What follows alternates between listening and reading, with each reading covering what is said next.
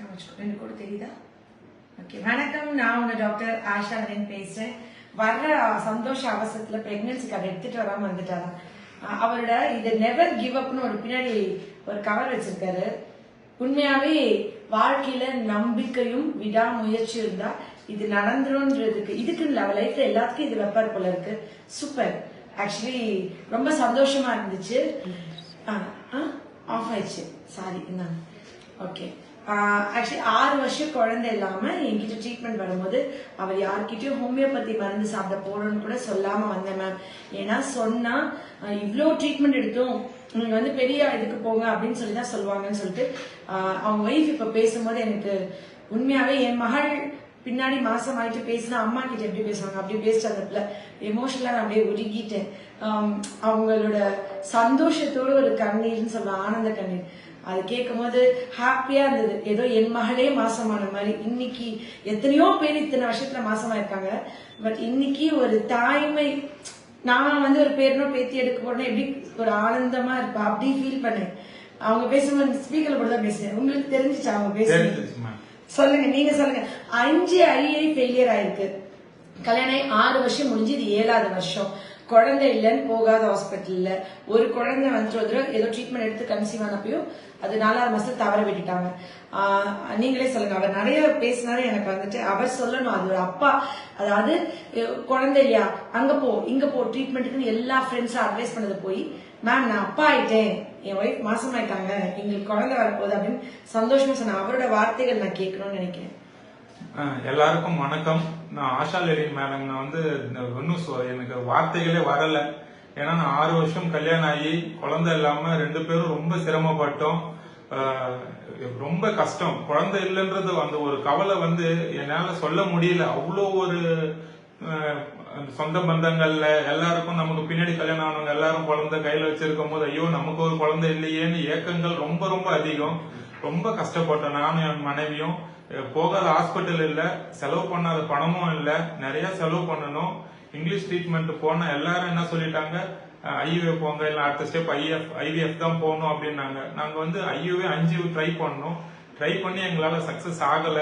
அவங்க என்ன reason எழுதிட்டாங்கன்னா unexplained infertility அப்படின்னு எழுதிட்டாங்க. கண்டுபிடிக்க முடியல. அடுத்த ஸ்டெப்பா நீங்க லேப்ரோஸ்கோபி போகணும், இல்ல ஐவிஎஃப் தான் போகணும்னு சொன்னோடனே எங்களுக்கு வந்து 2 பேருக்குமே மனசு விட்டு போயிடுச்சு. என்னடா நமக்கு ஒரு நேச்சர் பர்த் இல்லையா, நம்ம 2 பேரும் எங்காதான் இருக்கோம், 2 பேரும் நல்லா தான் இருக்கும், ஏன் அன்எக்ஸ்பிளைன்டு எழுதுறாங்களே, நம்ம எப்படி பண்றது அப்படின்னு ரொம்ப கஷ்டப்பட்டோம். அப்புறம் என் ஒய்ஃப் யூடியூப்ல பார்த்துதாங்க மேடம் நாங்க கான்டாக்ட் பண்ணது. பார்த்துட்டு ஆரம்பத்துல எல்லாரும் சொல்ற போலதான் ஒரு சைடு இந்த மேடம் வீடியோஸ பார்த்து முழு மனதான் நம்பிக்கையோ போகணும்னு நினைச்சாலும் ஒரு சைடு என்னடா இவ்வளவு ட்ரீட்மெண்ட் பண்ணிட்டோம், இவங்க எப்படி அதை சரி பண்ணுவாங்கன்னு ஒரு சைடு கண்டிப்பா எனக்கு ஒரு அச்சுறுத்தல் இருந்துச்சுதான், நான் இல்லைன்னு சொல்ல முடியாது. ஆனா இவங்க வீடியோஸ் பார்க்கும் போது கண்டிப்பா ஐவிஎஃப் ஃபெயிலியர் ஆகிற பேஷண்ட் கூட இவங்க நல்லா பண்ணிருக்காங்க. சோ நமக்கும் கண்டிப்பா இந்த மேடமால கொடுக்க முடியும்னு சொல்றதை விட இந்த மேடம் பார்த்த உடனே அவங்க பேசுற விதம், அவங்க சொல்ற சில வார்த்தைகளே நம்மள கண்டிப்பா நம்ம 3ஆம் மாசத்துல நம்ம ஒய்ஃப் கன்சீவா ஆயிடுவாங்கன்னு நாம நினைக்கிறோமோ இல்லையா, அந்த மேடம் அடிச்சு நமக்கு பதில் சொல்றாங்க. அந்த மாதிரி ஒரு பாசிட்டிவ் வைப்ரேஷன் கொடுக்கறதுனால நாமளே ரொம்ப பாசிட்டிவ் எனர்ஜி நமக்குள்ள வந்துடுது. அந்த மேடம் வந்து எப்படி சொல்றதுன்னா ஒரு கடவுளாக தான் நம்ம பார்த்து ஆகணும். ஏன்னா எனக்கு ஒரு மறு வாழ்க்கையே கொடுத்திருக்காங்க எங்க 2 பேருக்கும். அவ்வளோ ஒரு சூழ்நிலையில ஐவிஎஃப் ஃபெயிலியர் ஆயிட்டு ஒரு நேச்சர் பர்த்ன்னும் போது யாராலையும் எதிர்பார்க்க முடியாது. ஏன்னா நான் பார்த்தது எல்லாமே டாப் கிளாஸான ஹாஸ்பிட்டல்ல நாங்க போயிட்டு பார்த்தோம். ஏன்னா இயர் பை இயர் லேட் ஆகுது அப்படின்னு சொல்லிட்டு. ஆனா நான் எல்லாருக்கும் என்ன மெயினா சொல்றேன்னா, யாராவது இந்த வீடியோ பாக்குறீங்களோ குழந்தை இல்லாதவங்க லேட் ஆகுது டிலே ஆகுதுன்னா தயவு செஞ்சு லேட் பண்ணாதீங்க. உடனடியாக இந்த மேடம் வந்து பாருங்க. இந்த மேடமோட ட்ரீட்மெண்ட் வந்து அவ்வளவு நல்லா இருக்கு. சில பேர் ரூமர்ஸ் சொல்லுவாங்க, சில பேர் வந்து காசுக்காக பண்றாங்க அப்படி நிறைய பேர் சொல்லுவாங்க. அது எதையும் கேட்காதீங்க. ஏன்னா நான் இங்க சாட்சியா நானே உட்கார்ந்து இருக்கேன். இந்த மேடம் வந்து அவங்களோட ட்ரீட்மெண்ட் 100% சக்சஸ் ஆகுது. அது எந்த விதமான ஒரு குறைபாடும் இல்லை. நீங்க வந்து முழு மனசா அந்த ட்ரீட்மெண்ட் எடுக்க வரீங்கன்னா அந்த மேடமை முழுமையா நம்பி வரலாம். அதுக்கு நான் அஷூரன்ஸ். ஏன்னா நானும் உங்களை போல ஒரு டவுட்டா வந்து இன்னைக்கு நான் வந்து இவ்வளவு ஹாப்பியா ஃபீல் பண்றேன்னா அந்த மேடம் நான் நம்பினேன். அது போல நீங்க இந்த மேடமோட ட்ரீட்மெண்ட் எந்த இது சந்தேகம் படாம 100% இந்த மேடம் கிட்ட போனா நம்ம குழந்தை இருக்கு அப்படின்னு நீங்க நினைச்சு கண்டிப்பா அந்த மேடம் வந்து உடனே பாருங்க. யாரும் மத்தவங்க பேச்சை கேட்காதீங்க, யாருக்கிட்டையும் போய் சொல்ல வேண்டாம். குழந்தை இல்லையே டிலே பண்ற நினைக்கிறீங்களா, கணவன் மனைவி ரெண்டு பேரும் உட்காந்து பேசுங்க, உடனடியா வந்து பாருங்க. கண்டிப்பா 3 மாசத்துக்குள்ள இந்த மேம் கையால உங்களுக்கு கண்டிப்பா குழந்தை இருக்கும், ஆரோக்கியமான குழந்தை.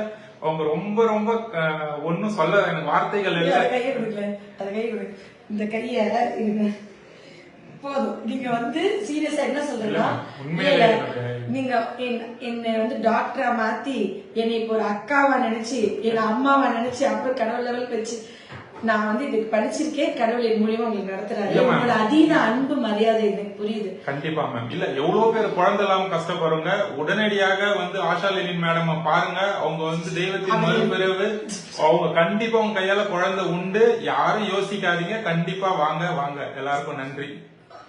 நிஜமாவே அவர் வந்து எனக்கு பேச எனக்கு இது தகுதி இருக்கா கடவுளே, இவ்வளோ ஒரு அன்பு, இவ்வளோ ஒரு ஆசீர்வாதம், இவ்வளோ ஒரு இந்த கைகளால எத்தனை பேருடைய வாழ்க்கையில மாத்தி அந்த பிரெக்னன்சி கார்டை எடுத்து அந்த குட்டி குழந்தைங்களை என் கையில எடுக்கிறதுக்கு கடவுளே, நான் ஏதேனும் எந்த ஜென்மத்திலயோ இல்ல இந்த ஜென்மத்திலயோ தவறுகளோ பாவங்கள் செஞ்சிருந்தா அதெல்லாம் மன்னிச்சு இனி வாழ்ற வாழ்க்கைலாம் இப்படி எல்லாருக்கும் பிரயோஜனமா எல்லாரோட வாழ்க்கையை ஒரு மாற்றத்தை உண்டாக்கி வரும்போது அவங்க ஒய்ஃப் பேசினாலும் இன்னும் கொஞ்சம் பேசிப்பாங்க. நல்ல வேலை இன்னைக்கு அவங்க போன் லைன்ல இருந்து பேசி கட் பண்ணிட்டு நான் வந்தேன்.